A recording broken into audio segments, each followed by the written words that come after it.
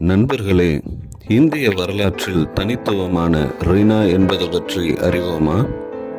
இந்திய வரலாறு மற்றும் பண்பாட்டுச் சூழலில் ரீனா என்பது கடவுள்கள், மூதாதையர்கள், ஆசிரியர்கள் மற்றும் மனிதகுலம் உள்ளிட்ட பல்வேறு நிறுவனங்களுக்கு ஒரு தனிநபர் கொண்டிருக்கும் கடன்கள் அல்லது கடமைகளை குறிக்கிறது.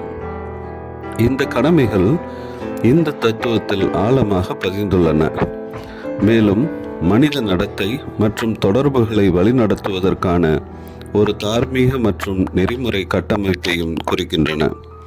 இந்த கடமைகளை புரிந்து கொள்வதும் நிறைவேற்றுவதும் மனிதனின் தனிப்பட்ட மற்றும் ஆன்மீக வளர்ச்சிக்கு முக்கியமானதாக கருதப்படுகிறது. மனித நடத்தை மற்றும் உலகத்துடனான தொடர்புகளை வழிநடத்துவதற்கான ஒரு தார்மீக மற்றும் நெறிமுறை கட்டமைப்பை இது தந்துதவுகிறது.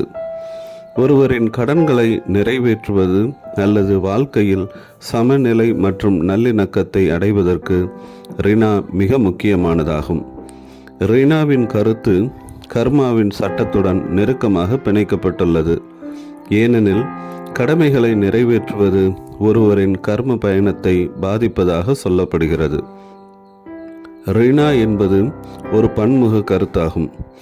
இது தேவ ரீனா, ரிஷி ரீனா, பித்ரு ரீனா, மனுஷ்ய ரீனா என்று 4 வகைகளாக வகைப்படுத்தப்பட்டு அவை ஒவ்வொன்றும் அதன் தனித்துவமான பண்புகளை கொண்டுள்ளது.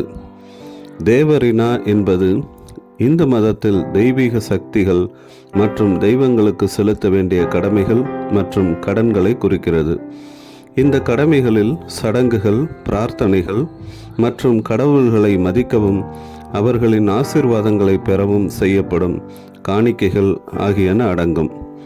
தேவ ரீனாவை நிறைவேற்றுவது ஆன்மீக வளர்ச்சி மற்றும் தெய்வீகத்துடன் இணைவதற்கான ஒரு வழியாக கருதப்படுகிறது. தேவ ரீனாவை புறக்கணிப்பது ஒருவரின் ஆன்மீக சமநிலையை சீர்குலைத்து கர்ம விளைவுகளுக்கு வழிவகுக்கும் என நம்பப்படுகிறது. ரிஷி ரீனா என்பது வேதங்கள் மற்றும் உபநிடதங்கள் போன்ற புனித நூல்களில் உள்ள அறிவு மற்றும் ஞானத்திற்கு பங்களித்த பண்டைய முனிவர்கள் மற்றும் ஞானிகளுக்கு தனிநபர் செலுத்த வேண்டிய கடனுடன் தொடர்புடையது.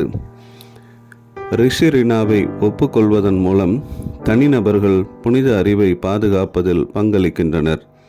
இது படிப்பு மற்றும் சிந்தனை மூலம் ஞானத்தையும் புரிதலையும் பின்தொடர்வதை ஊக்குவிக்கிறது. ரிஷி ரீனாவை நிறைவேற்றுவது இந்தியாவின் கலாச்சார மற்றும் ஆன்மீக பாரம்பரியத்தை மதிக்கும் ஒரு வழியாகும்.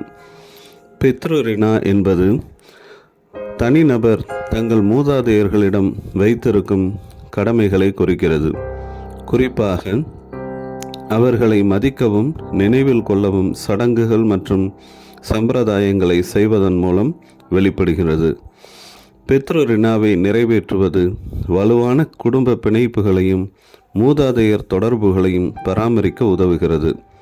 இது நமக்கு முன் வந்தவர்களை மரியாதை செலுத்துவதற்கும் நினைவு கூறுவதற்கும் ஒரு வழியாகும். மனுஷ்ய ரீனா என்பது தனிநபர்கள் சக மனிதர்களுக்கும் சமூகத்திற்கும் செலுத்த வேண்டிய கடன்களை குறிக்கிறது. இதில் கருணை, தொண்டு மற்றும் பிறருக்கு சேவை செய்தல் ஆகியவை அடங்கும். மனுஷ்ய ரீனாவை நிறைவேற்றுவது சமூக நல்லிணக்கத்தையும் கூட்டு பொறுப்புணர்வையும் ஊக்குவிக்கிறது. இது சக மனிதர்களிடம் பொதுநலம் மற்றும் இரக்கத்தின் செயல்பாடுகளை ஊக்குவிக்கிறது. ரீனாவின் தத்துவமாலம் என்பது வெறும் கடமையோ அல்லது கடன் பற்றிய கருத்து மட்டுமல்ல. இது அனைத்து உயிரினங்களும் ஒன்றோடொன்று இணைந்திருப்பதை பிரதிபலிக்கும் ஒரு ஆழமான அம்சமாகும். நெறிமுறை வாழ்க்கை மற்றும் ஆன்மீக வளர்ச்சிக்கான ஆழமான கட்டமைப்பை ரீனா வழங்குகிறது. தெய்வீக, முனிவர்கள், மூதாதையர்கள் அல்லது மனிதகுலம் என பல்வேறு வகையான ரீனாக்களை புரிந்து கொள்வதும் நிறைவேற்றுவதும் ஒரு சீரான மற்றும் இணக்கமான வாழ்க்கையை நடத்துவதற்கு பயன்படுகின்றது. நன்றி. தொடர்ந்து இணைந்திருப்போம். லைக் பண்ணுங்கள், ஷேர் பண்ணுங்கள். புதிய காணொளிகளை பெற சப்ஸ்கிரைப் பண்ணுங்கள்.